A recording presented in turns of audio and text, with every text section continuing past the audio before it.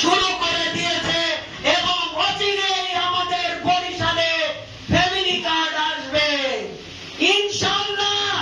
এই family card আমাদের মা বোনদের জন্য এই বাংলাদেশে আর কোন স্বৈরাচারের জন্ম হবে না, আর কোন দুঃশাসনের জন্ম হবে না। আপনারা দেখেছেন আমাদের প্রধানমন্ত্রী এই বরিশালের মাটিতে পা রেখেছিলেন, কোন জায়গায় কি যানজট হয়েছিল? উনি সাধারণ ভাষে, কিন্তু আপনারা এ যাবৎ কি কালে এরকম প্রধানমন্ত্রী দেখেছেন? অতএব এই বাংলাদেশে আর কোন দুঃখ দুর্দশা থাকবে না।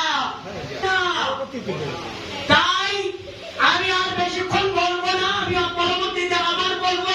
ইনশাআল্লাহ আপনারা ধৈর্য ধরে অপেক্ষা করুন। আল্লাহ হাফেজ, সকলকে ধন্যবাদ।